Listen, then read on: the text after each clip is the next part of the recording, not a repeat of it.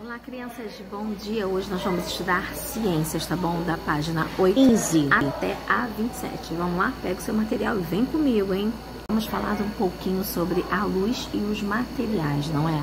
A luz ela é emitida por fontes luminosas, não é? E propaga-se por várias direções. Os meios de propagação são constituídos por materiais e alguns deles permitem a passagem da luz, tá? Enquanto outros não. A luz solar atravessa o vidro de algumas janelas, permitindo que o espaço interno seja visto e iluminado. Por outro lado, a luz não atravessa paredes feitas de concreto. Aí na imagem abaixo, não é, da página 15, né? Alguns materiais nos permitem, não é, uma visualização completa do ambiente, como é o caso do vidro, tá? Alguns outros materiais e substâncias, como a água, podem facilitar, não é, a passagem da luz, o que vai depender da espessura e da qualidade presente. Contudo, concluímos que o vidro e a água podem ser transparentes de maneira geral. Em outros casos, os materiais não permitem uma visualização com tanta clareza, conforme vimos anteriormente, não é? Enxergamos os objetos através destes materiais de maneira às vezes embaçada ou com menos detalhes. Estes são chamados translúcidos. Como exemplo, podemos citar alguns tipos, né, de plásticos e vidros fosco, tá? Existe um terceiro meio, né, os opacos. Neste caso, certos materiais impedem totalmente a passagem da luz e, consequentemente, a visualização de tudo que está colocado atrás deles, tá? Como exemplo, temos outros tipos de plásticos, madeiras, tijolos, concretos, a maior parte dos tecidos e outros materiais. Conseguimos perceber os três meios com relação à passagem da luz. Normalmente, as fontes luminosas, elas precisam emitir uma quantidade forte de luz, que possamos identificar a diferença entre os meios e, consequentemente, as suas características. Vamos estudar agora os fenômenos ópticos da luz? Olha lá, quando a luz é propagada, não é, ela mantém o mesmo caminho inicialmente percorrido, tá? Tanto a direção quanto o sentido. Porém, passando em meios diferentes, ocorre um certo desvio, não é? Esse fenômeno é chamado de refração. Um bom exemplo acontece no mar, tá? A luz passa primeiro pelo ar e depois entra na água. O ar e a água são os dois meios diferentes. Então, ocorre o desvio da luz pela refração. Mas o que será que acontece com a luz quando ela encontra um objeto que não permite a sua passagem? E aí? Na primeira possibilidade, não é? A luz retornará. E esse fenômeno é chamado de reflexão, tá? Um bom exemplo está nos materiais que formam o espelho. Na segunda possibilidade, a luz não passará e não retornará. Nesse caso, estamos falando do fenômeno absorção. Os materiais opacos, né, eles são capazes de refletir os raios de luz para o sentido de onde eles são emitidos. A luz sai da fonte luminosa, incide na superfície desses materiais e retorna, tá? A luz do sol é considerada de cor branca, porém ela é constituída por 7 cores principais, tá? Vermelho, alaranjado, amarelo, verde, azul, anil e violeta, ok?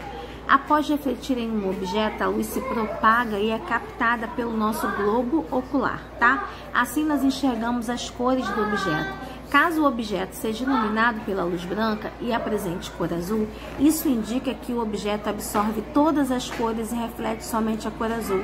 Caso um objeto apresente a cor branca, isso indica que o corpo reflete todas as cores. Caso um objeto apresente a cor preta, isso indica que o corpo não reflete nenhuma das cores. Não deixe de fazer a leitura do Saiba Mais e do Conectando. Super interessante. Vamos aos exercícios? Bom, número 1, você vai observar a imagem ao lado e em seguida vai determinar o tipo de meio material correspondente que está sendo limpo pelo profissional, tá? No 2, nas imagens a seguir, você pode observar 3 objetos feitos por meios diferentes. Alguns raios de luz são emitidos na direção desses objetos, tá? Quais são os tipos de meios de cada objeto? Dê um exemplo correspondente ao meio e ao material observado em cada objeto em questão. O 3, você tem as opções abaixo, você vai ler e vai marcar a opção incorreta, tá? No 4, no espaço abaixo, escolhe uma imagem, né? Ou um desenho, você também pode fazer um desenho que represente um dos 3 meios estudados nessa aula, tá? Na questão 5, não é? A imagem a seguir representa um belo ambiente de uma cidade famosa do interior do Brasil. Vamos conhecer qual é essa cidade? Você vai fazer a leitura do texto e vai responder a pergunta abaixo, tá bom? Assinale as afirmativas em verdadeiro ou falso, né? Você vai ler as opções e vai colocar V ou F, tá bom? E lá embaixo, agora escolha uma alternativa falsa e reescreva de forma verdadeira, tá? Rachacuca, o Senhor Infinito resolveu reformar parte da sua casa. Uma parte importante dessa reforma é a troca de alguns materiais, com o objetivo de deixar alguns pontos, não é, de sua residência mais iluminados naturalmente. Para isso, ele decidiu colocar paredes de vidro, tá, no lugar de tijolos e de concreto, nos 2 quartos e na sala. A compra das peças de vidro foi feita da seguinte maneira: cada placa de vidro utilizada custou R$10, levando em conta que ele usou 5 placas em cada uma dos cômodos. Quanto ele gastou ao todo? R$100, R$150, R$120 ou R$200? Boa atividade para você. Vamos continuar em ciências, tá? Agora na página 22, fontes luminosas, natural e artificial, ok? Desde o início, não é, da relação dos seres humanos com os fenômenos da natureza, uma das principais questões abordadas é como nós podemos enxergar, né? Em um lugar claro, com luminosidade, nossos olhos, por meio do sentido da visão, permitem que vejamos objetos ao nosso redor. Na ausência da luz, não teremos capacidade para enxergar o que está em nossa frente. Isso porque falta uma fonte de luz adequada. Entretanto, nós precisamos conhecer algumas fontes luminosas e como elas se comportam, não é? Para que em seguida nós possamos estudar a relação da luz com o corpo humano. Na imagem ao lado do seu livro, nesse brilho branco e muito azul, você pode observar que é importante fonte luminosa natural, não é? Nós estamos falando do Sol. Outras fontes naturais emitem luz, como as estrelas, os raios e os vagalumes, mas a luz liberada por essas fontes não chegam a ser tão relevantes. Uma estrela brilha, um raio ilumina e os vagalumes piscam, mas os seus brilhos não clareiam uma cidade. Um céu totalmente estrelado pode gerar luminosidade intensa, mas nada considerável se compararmos à luz emitida pelo Sol, tá? Na imagem ao lado, temos velas, não é, em sequências. Elas são exemplos de fontes luminosas artificiais, tá? Assim como as velas, nós podemos também destacar as lamparinas, as lâmpadas e as lanternas como fontes luminosas artificiais. São aquelas emitidas por algum material ou algum objeto. Aqui embaixo, né, na página 23, você tem alguns exemplos, né, da lamparina, das lâmpadas e das lanternas, tá? Continuando na página 24, vamos lá. As fontes artificiais são alternativas à luz do sol e solucionam muitos problemas também.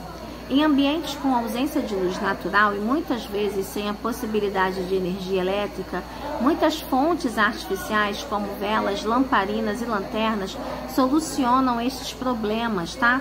Nesse caso, o funcionamento desses objetos de luz artificial são providos de sol.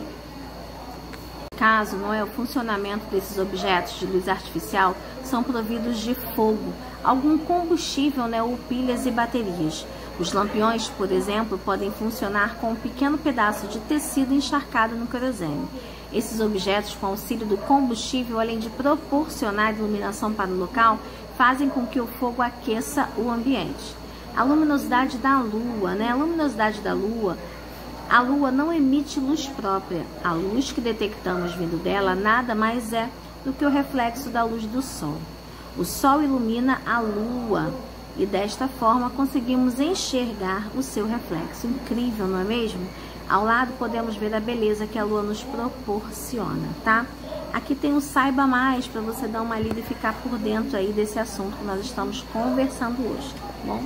Número 1, exercícios, tá? Vamos lá. Embaixo de cada figura, escreva se ela é correspondente a uma fonte natural ou uma fonte artificial, tá? 2. Quantas fontes artificiais de luz há em sua casa? Liste-a no espaço a seguir. Caso seja necessário, peça a ajuda de um responsável. Escolha uma das fontes listadas, pesquise uma imagem que represente e em seguida colhe no espaço aí na página 26, tá? 3. Qual a principal diferença entre as fontes naturais e as artificiais de luz? 4. Observe a imagem abaixo e responda. A imagem representa fontes luminosas naturais ou artificiais? Justifique sua resposta.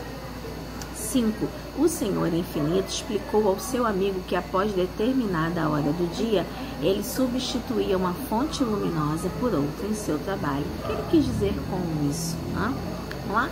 Observe a lua, né, na imagem a seguir e responda, tá? A claridade que a lua oferece pode ser percebida com bastante clareza na imagem? Explique a origem, né? Você vai responder a origem dessa claridade, tá bom? Um beijo para você. Mesmo que você tenha feito uma longa caminhada, há sempre um novo caminho a fazer. Estude sempre. Até amanhã.